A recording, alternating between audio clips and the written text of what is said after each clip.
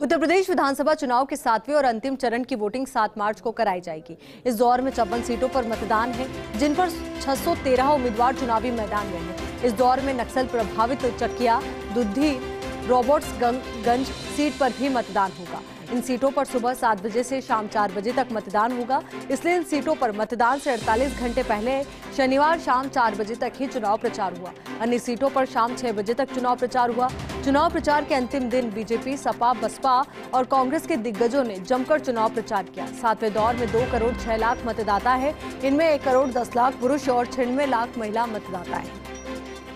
ये मतदाता 613 उम्मीदवारों की किस्मत का फैसला करेंगे। अब ये सबसे अंतिम चरण का मतदान जरूर है, पर सबसे ज्यादा महत्वपूर्ण भी इसे माना जा रहा है, क्योंकि कई ऐसे छोटे छोटे वर्ग है यहाँ पर जो बड़ा वोट बैंक रखते हैं और साथ ही एक बड़ी मिसाल भी यहाँ से पेश होगी, क्योंकि पूर्वांचल का ये मतदान है और इसके अंदर देखना ये भी होगा कि जो दिग्गज है, जिनकी ओर से बड़े बड़े दावे किए गए थे, चाहे हम बात कर ले ओम प्रकाश राजभर की ही, पिछली बार उनकी पार्टी का साथ बीजेपी के साथ था, इस बार वो सपा के साथ गठबंधन में है। अगर उनकी चुनावी समीकरण को अगर हम देखें तो उसको भी समझना बहुत ज़्यादा महत्वपूर्ण होगा।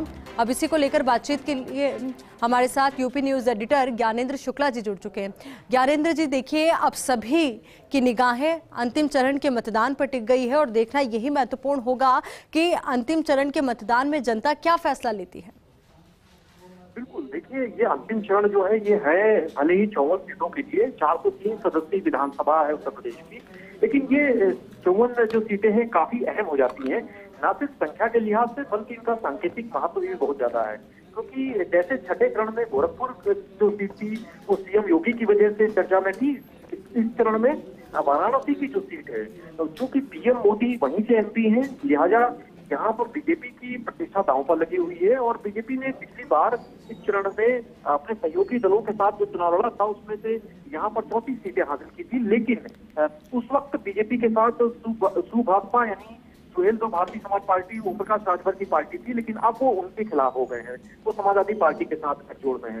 लेकिन इस चरण में बीजेपी को अपने साथ साथ उनके साथ निषाद पार्टी है, गठबंधन के साथ लड़ रही है, इसके अलावा अपना दल एसपी चुनाव लड़ रही है। तो जाहिर सी बात है, मुख्य दलों के साथ समाजवादी पार्टी और बीजेपी के साथ साथ उनके जो सहयोगी दल हैं उनकी भी बड़ी निर्णायक लड़ाई इस चरण में होने जा रही है। खुद ओम प्रकाश राजभर जहुराबाद सीट से चुनाव लड़ रहे हैं। इसके अलावा वाराणसी की तो सभी सीटें बेहद खास हो जाती हैं, क्योंकि पीएम की वजह से वहां पर बीजेपी के लिए चुनौतियां ज्यादा बढ़ जाती हैं। जी बिल्कुल ज्ञानेंद्र जी, और देखिए, बड़े बड़े दिग्गजों की साख दांव पर है और ये उनका फ्यूचर भी लगभग डिसाइड करती है, क्योंकि देखिए 7वें चरण का जो चुनाव परिणाम सामने आएगा उसमें देखना बहुत ज्यादा महत्वपूर्ण होगा कि कितना ध्रुवीकरण होता है और कौन कौन से समीकरण है जो साधे जाएंगे। बिल्कुल, देखिए, यहाँ पर कई समीकरण यहाँ पर देखे गए होंगे और खासतौर से क्योंकि यहाँ पर बाहुबली भी है। जौनपुरी की मल्हनी सीट से धनंजय सिंह है, वो जेडीयू से है। इसके अलावा मुख्तार अंसारी खुद चुनाव नहीं लड़ रहे हैं, लगातार विधायक रहे थे जेल में रहते हुए, लेकिन इस बार के बेटे अब्बास अंसारी चुनाव लड़ रहे हैं। तो मऊ सीट पर उनका कितना असर है, कितने समीकरण उनके यहाँ पर अभी भी पुख्ता है, सुरक्षित है, ये देखना होगा। समाजवादी पार्टी के अलावा बीएसपी इस चरण में काफी अहमियत रखती है, जो दलित बिरादरी के वोटर्स की बड़ी तादाद है जिन पर बीएसपी की पकड़ रही है। तो मायावती के लिए भी कड़ा इम्तिहान है। समाजवादी पार्टी तो निश्चित तौर से 11 सीटें उसको मिली थी, तो इस बार उसके लिए बड़ी चुनौती है कि वो उन सीटों को कितना बरकरार रख पाती है और कितनी ज्यादा इजाफा कर पाती है। बिल्कुल ज्ञानेंद्र जी, अब देखना यही होगा कि 10 मार्च को जब परिणाम सामने आएंगे तो जनता क्या फैसला लेती है। बहुत बहुत शुक्रिया आपका हमारे साथ जुड़ने के लिए, पूरी बातचीत के लिए।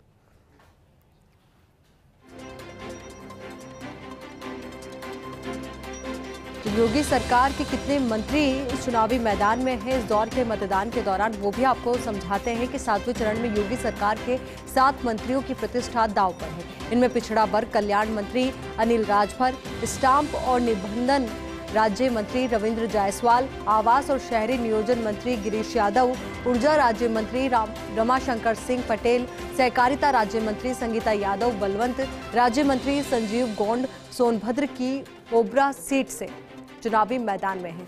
अब चुनावी मैदान में है, सबकी निगाहें अब 10 मार्च पर टिक गई है कि 10 मार्च को जब परिणाम सामने आएंगे तो उस दौरान जनता का रुख किस तरीके का नजर आएगा, क्या फैसला जनता जनार्दन लेगी, ये देखना बेहद महत्वपूर्ण होगा। अब इसी पर बातचीत के लिए हमारे साथ सुधांशु माथुर जी जुड़ चुके हैं, सीनियर एडिटर सुधांशु जी, समझना चाहेंगे आपसे कि इस बार का जो चुनाव है 7वें चरण का, उसमें कुछ कुछ तस्वीरें अलग हैं। जैसे कि राजभर का साथ पिछली बार बीजेपी के साथ था, इस बार सपा के साथ है। तो ऐसे में कितना इम्पैक्ट बीजेपी पर इसका पड़ने वाला है? देखिए, सबसे महत्वपूर्ण दौर है और ये कह सकते हैं कि यूपी चुनाव का ये वाटरलू है कि जो इसके अंदर बाजी मारेगा, सरकार बनाने की उसकी संभावनाएं सबसे ज्यादा बढ़ जाएंगी।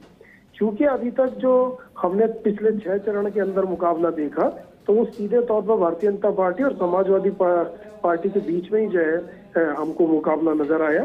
हालांकि कांग्रेस, बहुजन समाज पार्टी और अन्य दलों ने भी जो है वो पूरी कोशिश करी कि वो चुनाव में बने रहें और अपना जो है कुछ अच्छा रिजल्ट लेके आए। लेकिन जो अब तक जो सट्टा मार्केट कहें या पॉलिटिकल स्ट्रीट्स के अंदर डिबेट कहें, तो वो पूरी डिबेट समाजवादी पार्टी और भारतीय जनता पार्टी को लेकर ही चल रही है।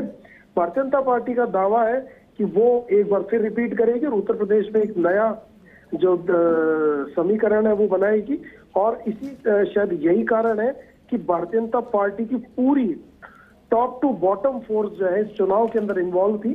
खासतौर से जिस तरह से अंतिम चरण में प्रधानमंत्री नरेंद्र मोदी ने जो है पूरी अपनी ताकत झोंकी, और सबसे बड़ी बात यह है कि खुद नरेंद्र मोदी के जो क्षेत्र है उसके अंदर उनकी भी प्रतिष्ठा जो है वो दांव पर लगी हुई है।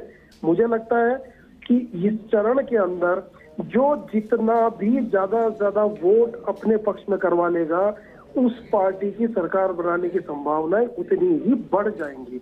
आप देखिए कि काशी विश्वनाथ के अंदर पिछले 48 घंटे के अंदर 70 से ज्यादा बड़े नेताओं ने माथा टेका है। कहा जाता है कि ज्योतिर्लिंग पर जो भी माथा टेकेगा उसकी मनोकामना पूर्ण होती है।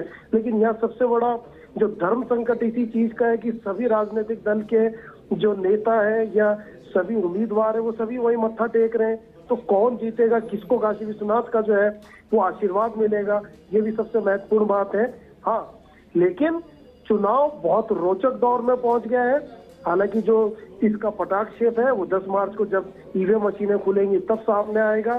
सबके अपने अपने दावे हैं, सबकी अपनी अपनी दलीलें हैं, सबकी अपनी अपनी तकरीर है। तो मुझे लगता है कि ये जो दौर है इसमें, जैसे मैंने दूसरी बार दोहरा रहा हूँ, कि जो पूरी ताकत झोंक के ज्यादा से ज्यादा वोटर से वोट डलवा लेगा अपने पक्ष में, उसकी सरकार बनाने की यहाँ पर संभावना ज्यादा बढ़ेगी। जी बिल्कुल सुधांशु जी, अब देखना यही महत्वपूर्ण होगा कि 10